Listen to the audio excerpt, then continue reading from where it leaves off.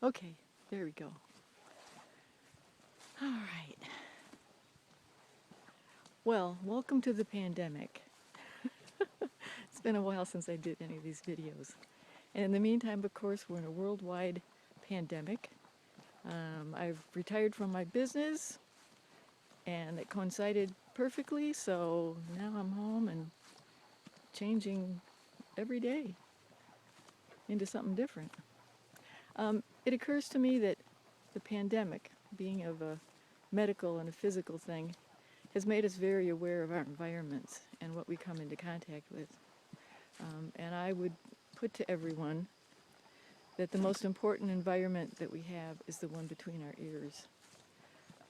What we're thinking, what our feelings are, and how we're interpreting them, and what we're doing with them, and what we're allowing to become part of that system. It's really important. There's so much negativity. There's so much fear out there. There's so much belief in limitedness and in vulnerability in a fearful way, that I think it's really important to take a second look at all of that, see what it all means, see how it's limiting us, how it's taking away our joy, how it's making us think somehow that we are victims of everything around us, when actually the most impressive and the most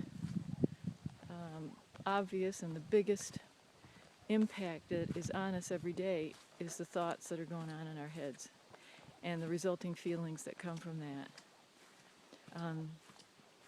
Remember that truth has to meet three different criteria, or criterion, whichever is correct, I don't know, in order to be true. Number one, can it be shared with everyone? Number two, does it bring only joy? And number three, does it last forever? And of course, I think it's pretty obvious that the only thing that really meets all of those criteria, and the only thing that could actually really be true in the capital T sense, is love. So, are the thoughts that you're having, that you're carrying with you, that you're using as your backdrop for the day, and as your focus for the day, and as your purpose for the day, do they meet those criteria? If it's just, if you're putting on a mask, you're keeping your distance, you're washing your hands, you're holding your breath, all those kinds of things, yeah, they'll keep the body going longer. But be careful that it doesn't, number one, make you a victim, and number two, make everybody else an enemy. Protecting the body is something that is just kind of ingrained in the body. It's not who we are, it's not what we are, it's just part of the earthly experience. But the thoughts that go on in your head, those things you do have complete control over. You may have been told or been taught or learned inadvertently that you are a victim of your thoughts and that you have no control over them. But that's just hogwash.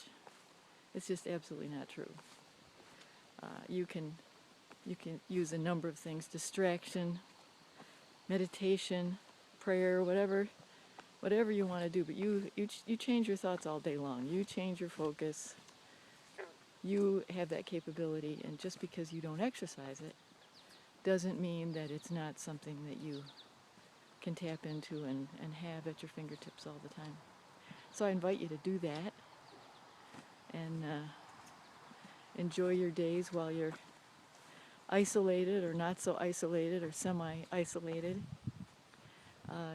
Use this time to realize how much control you do have over your environment, and that the most important environment is the one that's in your head and in your heart. And be aware of that.